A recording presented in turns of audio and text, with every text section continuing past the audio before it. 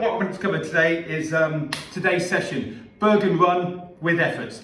This is your bread and butter. This is what I've been training to do for the last year to get you to a level where you go, yeah, just cut around with like 30 pounds or whatever with a load of efforts in between. If you were joining the SAS or fucking SB or something like that, day one, week one, that's what you're doing for an entire 4-week period before you go to the low stones and then test week. And you're just getting monstered all day. But you know what? Your body sucks it up.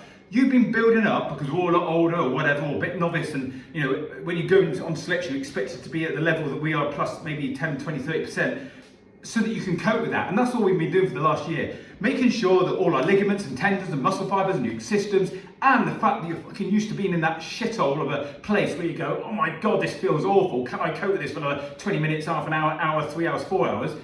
Rubbing on your back and all that lot, you're used to it now, aren't you? It's no great shakes because you build up that tolerance and you have to practice that. You can't just have it. It doesn't matter whether you're SF or whether you're flipping power edge or whether you're in the military or you're an elite athlete or not. You lose that if you don't practice it. I certainly have in the past, and you have to build that kind of resilience and resistance back up again to say, I can drive forward, it's horrible, I'm feeling this, and every hill is really difficult, but I'm carrying on running, or I'm doing this, that and the other.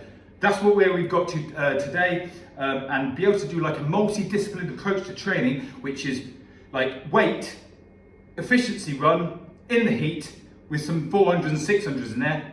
It's not a drama, is it? And it shouldn't be. So if it is daunting to you, give me a shout and we'll make it not daunting, and because it doesn't have to be.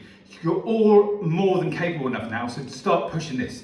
In regard to that, that's relative to the amount of stretching and consideration that you do to your lower limbs specifically. You know, you should be quite strong, your obliques are strong, your chest is strong, your arms are strong, your lower back, your core, you know, you're good with weight. It's not a drama now, is it? But when you're pushing off on a running machine, or whether it's out on the ground, I've done a bit 50-50 today, whether it's in the heat or not, you're pushing on your lower legs. The force and the load on each foot placement as you're pushing away from the balls of your feet, but underneath and on your arch, where all the dramas of plantar fasciitis and mortise neuroma happen, is huge. So expect that. So you might be a monster with this kind of phys, but you've got to start looking after yourself. Have a bath or have a shower, warm everything up, and then lather yourself up and all that lot, and start rubbing your feet, rub everything up your body, because it gets the lymphatic system going, and that all, you end up pissing all that kind of toxins and all the shit out afterwards. So drink loads of fluids once you've done this. But every time in the shower or every time in your bath, start rubbing your feet nice and kind of moderately hard up your body, so that you're kind of getting rid of all that crystallization and you're releasing any muscle fibers that are in there, because there's minimal.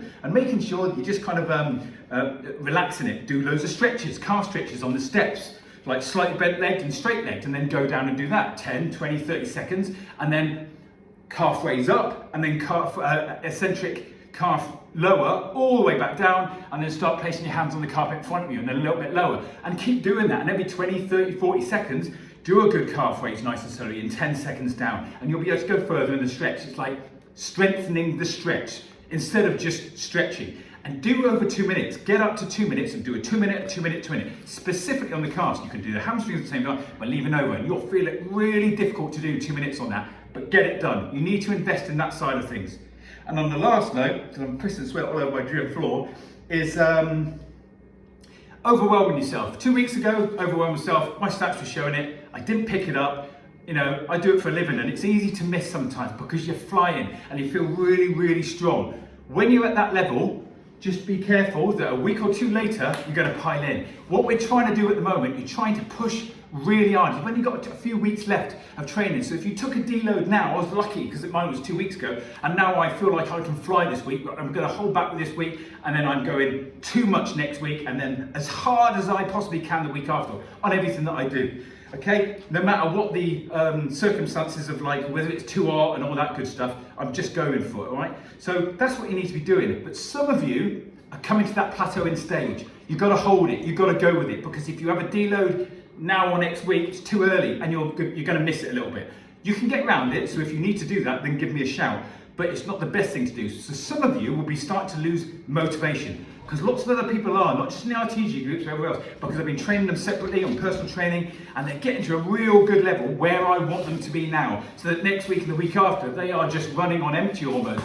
They are just going through the motions, but they're doing some monstrous sessions, deload, optimize, boom, fan dance personal best. And that's what it's all about, right? So at the moment, don't be worried and anticipate you're going to feel like you're getting unstuck. You're going to feel very tired, and you're not going to be feeling very motivated. Don't come off it. This is the wrong time to come off it, because everything in your heart and soul will want you to come off it. It's just human nature. I've done it so many times. If you recognise that it's coming though, you can push on. If you get like I did a couple of weeks ago, where nothing is happening, like 1, 2, 3, 4, and you're really slow, and your watch is telling you like you're almost getting ill because your heart rate and all that lot, and you're feeling a bit rough, then obviously you have to do what you do, that's fine. But that's a different feeling. This feeling is you're on top of your game, you're feeling really strong, but everything's a bit of an effort, because in actual fact, you're training something else. You're not training your efficiency. It's not actually getting that much better. You probably won't gain any ground on your 400s. You will on these, because it's about muscular power and strength on projecting your body forward. You'll gain huge amounts from these sessions with the Bergen work at the moment. But overall, over a week or two, that aside, you won't be gaining loads of extra speed or efficiency on X, Y, and Z.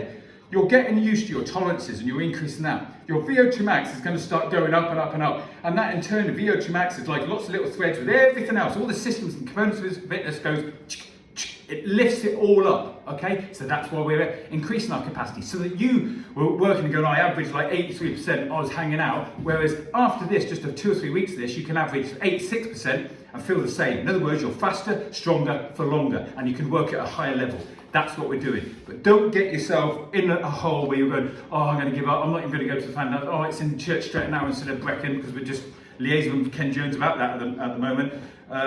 You know, go for it, enjoy the day, but you've got to be ready. You've got to train, deload, and look forward to that deload.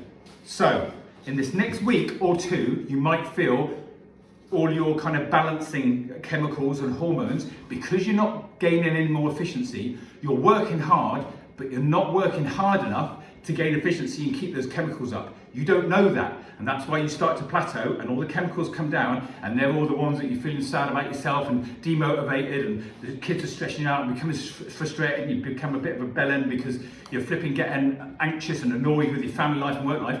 Just recognise that it's there and it's a natural occurrence, because some of you are saying that you're feeling like that, hence this post. Happy training, thanks for listening, chat soon.